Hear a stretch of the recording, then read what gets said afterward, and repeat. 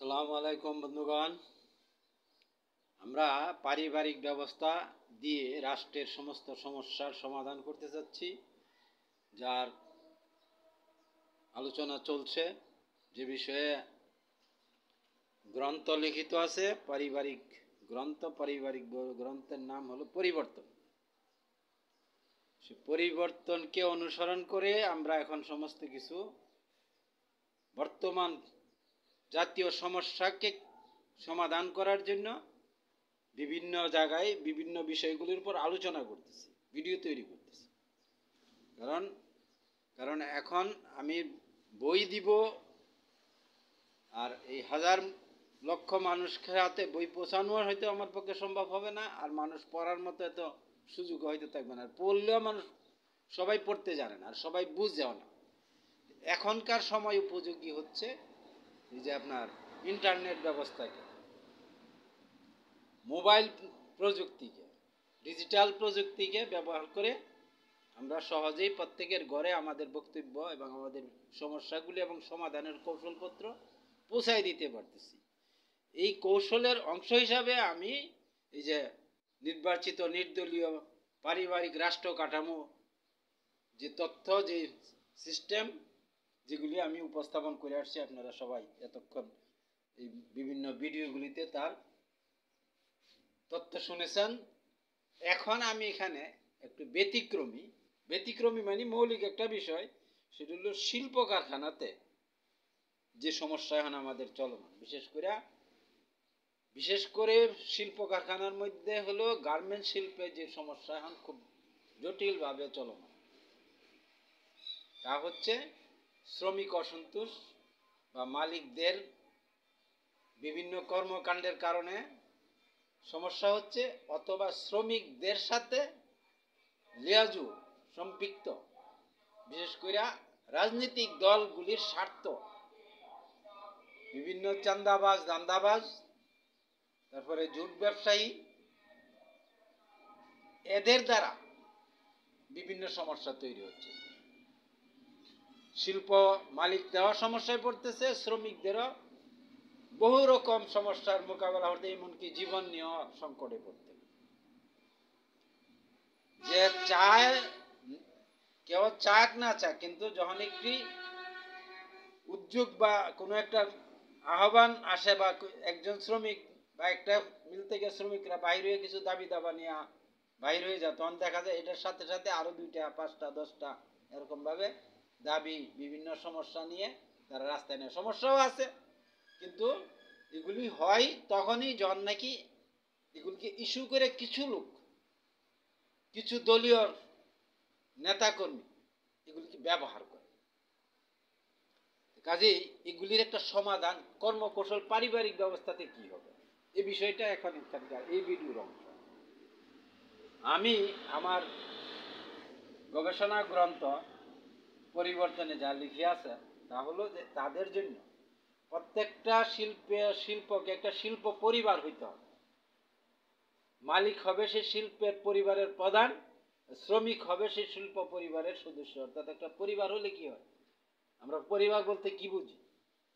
পিতা তার সন্তানদেরকে নিয়ে যেভাবে চলি আমার ব্যক্তিগত জীবনে, পারিবারিক জীবনে, এরকম একটা সম্পর্কের বিষয় তৈরি করে দিতে হবে, তৈরি হইতে হবে এই শিল্প কারখানাগুলিতে। এটা কেন হবে, কিভাবে হবে, এভাবে করতে হবে, অনেক আলোচনা আমার বইয়ে আছে, কিন্তু এখানে এই সংক্ষিপ্ত কয়েক মিনিটের একটা ভিডিওতে এত কিছু তো বলা সম্ভব না, প্রয়োজনও নেই। শুধু এতটুকু বলে দিচ্ছি যে প্রত্যেকটা শিল্প কারখানার ভিতরে একটি শ্রমিকদের একটা শ্রমিক পরিবার তৈরি করে দিতে হবে। বিশেষ করে যেখানে নারী শ্রমিকরা বেশিরভাগ কাজ করে, সেখানে নারীদের প্রাধান্য দিয়ে নারীদের মাধ্যমেই সেই শ্রমিকটা পরিচালিত হবে। এবং শিল্প, ওই যে আমরা যেভাবে এখানে পাড়া মহল্লাতে যেরকম সিস্টেমগুলি তৈরি করছি, পারিবারিক সিস্টেম, এরকম একটা সিস্টেমই নারীদের মধ্যে তৈরি হবে। আবার যদি সেখানে অর্ধেক নারী অর্ধেক পুরুষ থাকে, তাহলে সবার সম্মিলিত ভাবেই এরকম একটা শ্রমিক সাংগঠনিক পরিবার তৈরি হবে। প্রত্যেকটা শিল্পের অভ্যন্তরে। এটা এমন না যে সমস্ত শিল্পের শ্রমিকের জন্য যে ট্রেড ইউনিয়ন, এই ইউনিয়ন সেই ইউনিয়ন, মানে শ্রমিক ইউনিয়ন, এগুলি না। প্রত্যেকটা শিল্পের ভিতরে নিজস্ব শ্রমিক ব্যবস্থাপনাকে সহজ করে চালানোর জন্য সেখানে তাদের দাবি দাওয়া, তাদের ভালো মন্দ যা হবে সেটার সাথে শিল্প পরিবারের পিতা যিনি, অর্থাৎ শিল্পের মালিক যে, তার সাথে হবে দেন দরবার, সব কিছু তার ভিতরেই হবে। এর জন্য তাকে সহযোগিতা করবে, তাদেরকে সাহায্য সহযোগিতা করবে ওইখানকার স্থানীয় যে পাড়া পরিবার বা পাড়া মহল্লা পরিবার যারা আছে তারা।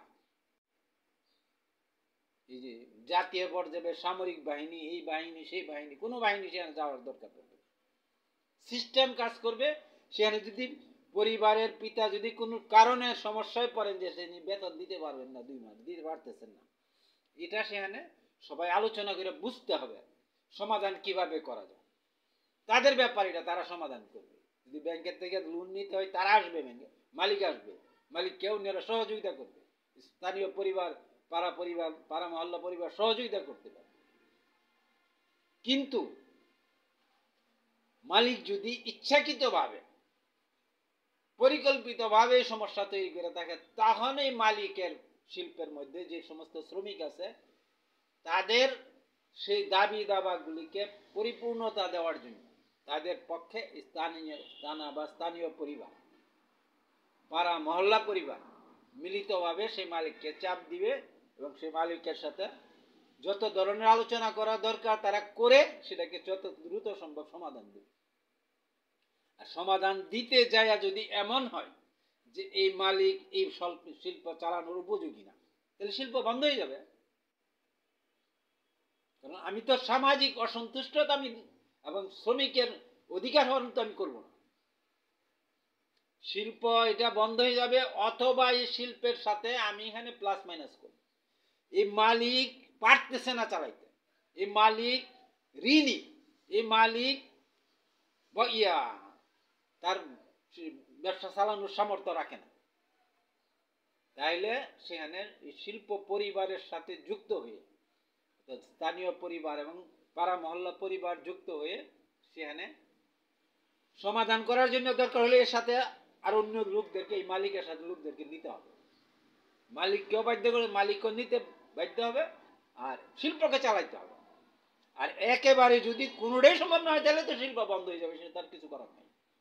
কিন্তু অসন্তোষ এবং বেতন বাকি রেখা শিল্পের ভিতরে বাহিরে অসন্তোষ করে সমস্যা, সামাজিক সমস্যা তৈরি করা যাবে। আর এর জন্য পারিবারিক ব্যবস্থাপনা কাঠামো শ্রমিকদের ভিতর করে দেওয়ার সাথে আপনার সুবিধা হবে যে আপনি শ্রমিক একটা নির্দিষ্ট গাইডলাইনের ভিতর, একটা নিয়ম নীতির ভিতরে কাজ করার জন্য তারা নিজেরা নিজেদের মধ্যে নিয়ন্ত্রিত হবে এবং সেটা বিধিবিধান থাকবে, নিয়ন্ত্রিত হইতেই হবে তাকে। যদি এর পরে বিধিবিধান লঙ্ঘন করে তাহলে সে ওই শ্রমিক যে করবে, সকল শ্রমিক না, যার জন্য হবে তাকে হাতে বের করে দেওয়া হবে, তাকে শাস্তির আওতায় আনা হবে। সেটা ওই স্থানীয় পরিবার বা থানা, পাড়া মহল্লা পরিবার কর্তৃপক্ষ করবে, এটা মালিক করবে না। এটা মানে প্রশাসনিক সম্পূর্ণ ক্ষমতা, সম্পূর্ণ দায়িত্ব পালন করবে পাড়া মহল্লা পরিবার প্রথম, দ্বিতীয় তার সাথে থাকবে স্থানীয় পরিবার।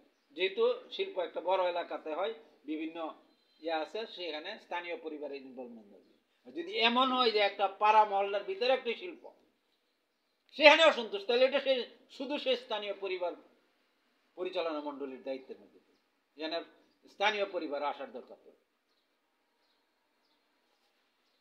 বন্ধুগণ, আর এইগুলি ব্যবস্থাপনার অর্থাৎ পারিবারিক ব্যবস্থাপনা কর্তৃপক্ষের কাজের দায়িত্বের মধ্যে এগুলি পড়ে।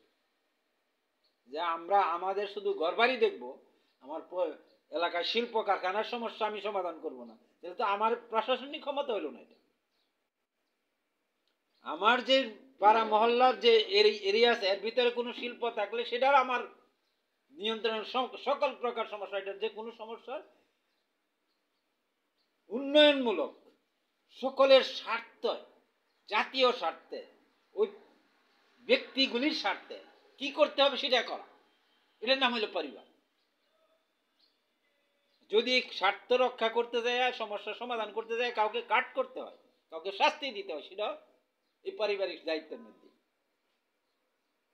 ঠিক আছে বন্ধুগণ, এইভাবে আমার এখন যে শিল্পের মধ্যে যে অসন্তোষ চলছে, পারিবারিক ব্যবস্থা দিয়ে সেই শিল্পগুলি এভাবে নিয়ন্ত্রণ করে ফেলানো যাবে এবং এটা খুব সহজ হবে এবং সবার জন্য শান্তির কারণ হবে। এই রাস্তাঘাটে মানুষ নামবে, নামার দরকারই পড়বে, শ্রমিক রাস্তায় আসবেন, আসার দরকার পড়বে না। আর এই সমস্ত এই যে ইউনিয়ন মিনিয়ন, এই যে এক নেত্রী সব সব জায়গাতে ওই শ্রমিক নেত্রী হয়ে গেছে, এরকম শ্রমিক লিডার হয়ে গেছে, এই সমস্ত নেত্রী লিডার মিডারের কোনো জায়গা থাকবে না। এই সমস্ত চলে যাবে পারিবারিক ব্যবস্থাপনার সাথে। কর্তৃপক্ষ হবে এখানে পারিবারিক, পুলিশের দরকার নেই, পুলিশ পিছনে থাকবে যদি লাগে, কিন্তু প্রশাসনিক ক্ষমতা, সিদ্ধান্ত নেওয়ার, আলোচনা করার, সমস্যার সমাধান করার দায়িত্ব পাড়া মহল্লা পরিবার কর্তৃপক্ষ, সাথে স্থানীয় পরিবার কর্তৃপক্ষ। জাতীয় পরিবার ওইটা আসার দরকার। জাতীয় পরিবার যদি ইনভলভ হয়, সেটা শুধু আইনি কাঠামো অন্যান্য সাপোর্টিং দেওয়া যাবে, কিন্তু এই মন্ত্রী যাইতে হবে, নট দ্যাট। মানে মন্ত্রীর কোনো কাজই নেই। মন্ত্রীর কাজ হচ্ছে জাতীয় উন্নয়নের বিষয় নিয়ে চিন্তা ভাবনা করা। মন্ত্রীর কাজ যদি শিল্পমন্ত্রী সেখানে ইনভলভ হন, সেটা হলে শিল্প উন্নতি কিভাবে হবে, শিল্প কিভাবে রাষ্ট্রকে ডেভেলপ করা যাবে, সে বিষয় নিয়ে সে কাজ করবে শিল্প মালিকদের সাথে। শ্রমিকদের সাথে সেখানে কোনো কাজের তার দরকার নেই।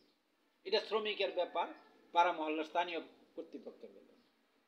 বন্ধুগণ, আমি মনে হয় বিষয়টা আপনাদের সামনে একটু উপস্থাপন করতে পেরেছি। আমি শুধু বিষয়গুলিকে সামান্য সামান্য বলে যাচ্ছি, কারণ এগুলি তো এক একটা বিষয় অনেক লম্বা বিষয়, অনেক আলোচনার বিষয়। কিন্তু যদি এখানে আমি লম্বা আলোচনা করি তো লাভ তো নাই। আমার টিমসটা দিয়ে দিচ্ছি, আমার রাস্তাটা, আমার লক্ষ্য, আমি কিভাবে চলবো, সে বিষয়টা, পারিবারিক ব্যবস্থা কি করবে, এই বিষয়টা আমি এখানে শুধু টাচ করে যাচ্ছি। পরবর্তীতে এগুলি নিয়ে আলোচনা হবে বিস্তারিত। ঠিক আছে, এখানে আমি আবার থেমে গেলাম। আল্লাহ হাফেজ।